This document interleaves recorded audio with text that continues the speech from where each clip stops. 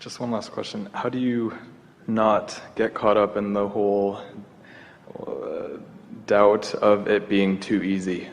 Because sometimes I get tripped on that, and like I see all of these things manifesting, and it's just, I do, and it's Test just... it. Show yourself that there's no end.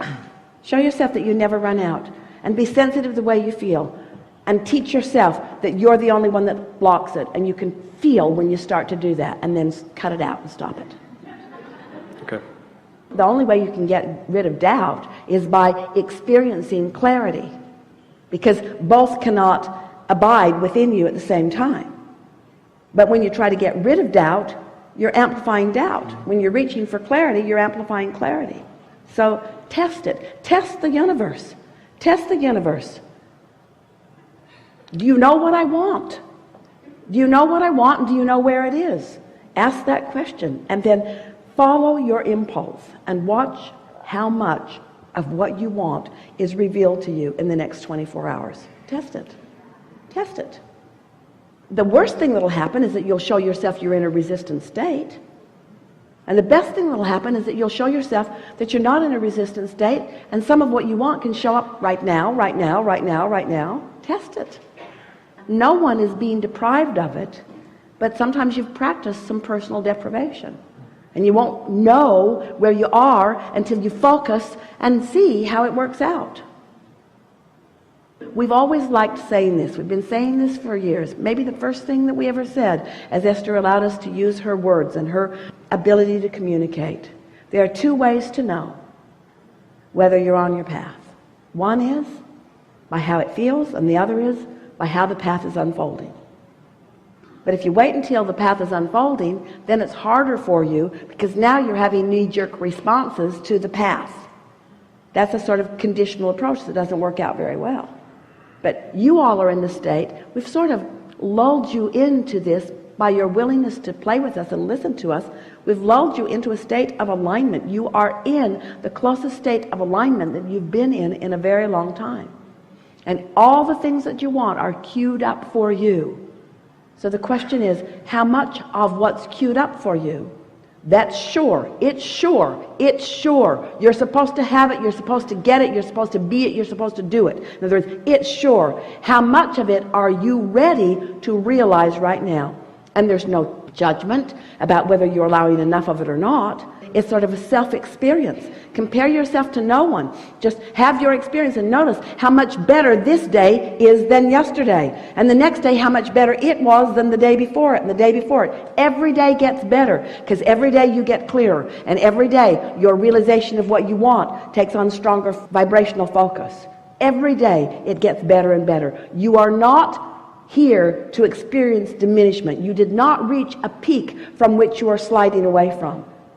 Every moment that you are breathing in this physical body, it is natural that the day after this day is better than this day. And if anything other than that is happening, is because you're practicing thoughts about stuff you don't want and holding them as active vibrations in your vibration, in your point of attraction, and therefore preventing the universe from yielding to you. That's the wrong way of saying it. The universe is yielding it. You're preventing yourself from reaching out and taking it. The art of realization, the art of feeling good, the art of being happy, the art of not trying so hard, the art of lightening up, the art of trusting in who I am, the art of believing in the adoration that Source has for me, the art of feeling worthy, the art of being blessed, the art of getting a good idea, the art of knowing which way to turn, the art of feeling the compliment and taking it in, the art of giving the compliment and really meaning it, the art of appreciation, the art of love, the art of fun, the art of humor, the art of timing, the art of exhilaration, the art of vitality, the art of clarity, the art of self-realization, the art of being at the right place at the right time, the art of acknowledging timing, the art of being present, the art of feeling the wholeness of who I am, the art of being all that I am, the art of being out here on this leading edge with all that I am flowing through me, the art of rendezvous, the art of recognizing rendezvous, the art of sniffing it out, the art of knowing the path, The art of realizing that I was off the path and doing something about it. Or the art of knowing that I'm off the path and not doing anything about it and then proving that I'm off the path. That's good too.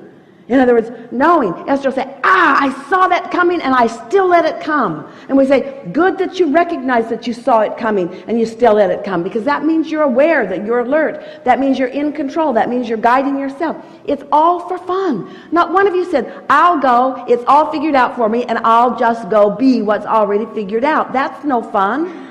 He said, I'm the creator. I'll sift and sort. I'll decide what I want, and I'll allow myself to receive it. And I will revel in the focal point of abundance that is focused and showering down around me at all times. The humor and the clarity and the fun. You're so in the right place at the right time. You came into this time-space reality for the exhilaration of creation. And once you get your legs under you, as you say, and get your wits about you, and realize what emotions mean, and start paying attention to how you feel, and start promoting for your well-being with your own thoughts and with every word, and then watching the cooperative universe reflect back to you how you feel about you, period. Reflect back to you how you feel about you. It's an art. You got to practice feeling about you in a way that a lot of other people didn't feel about you, because they don't have the resources to feel about you, because it's not about them feeling about you. They weren't born with the ability to do it for you, because it's not their job. It's only your job. The art of feeling about myself the way Source feels about me, and then allowing the representation of that self-awareness and self-appreciation shower down around me, you see. Such an interesting thing. You see someone successful in some way, and even though it's something that you want, often you're mad at them for getting it. When you start appreciating and really meaning everyone who has everything that you desire, then you're there. And that's the best way to appreciate those houses and those cars and that financial status and all of the things that are important to you, and we think it's just fine that they are. Everything that you want to personally experience in a more detailed moment-to-moment basis, you can get there so quickly just by observing those who are there and appreciating their nowness in that, you see. Accepting. You started out by saying to us, you're sort of expressing, and a lot of people do it, the where I came from sort of vibration. Doesn't matter where you came from, only matters where you are. Because the universe isn't responding to where you came from. And the universe isn't giving you any credit for how far you've come. The universe is singularly only responding to how you are right now, and not about what you have, how you feel. You don't have to have beautiful cars in your garage to attract beautiful cars in your garage. You just have to feel abundance. And all manner of expression of that will show itself to you. And you get the fun of following the trail to it, you see. So in response to that, I just don't see then I'm struggling with writing a book that would help me and in turn help others who have gone through or are going through similar circumstances. Well, we'd make those chapters short. I went through stuff and now I'm here, and that's what I want to talk about. Okay. And I could talk about that stuff, and you would resonate with it, and we would relate to each other, but we would hold ourselves in that stuff. Mm-hmm. So right in the front of this book, I want to say, I lived through stuff that I don't want to keep living about, so I'm not going to write about that anymore. So if you came to read about where I was, you're not going to hear that from me, because I'm going to talk about where I am. And where I am feels this way and this way and this way. And if it doesn't feel good, we would not write about it. Thank you.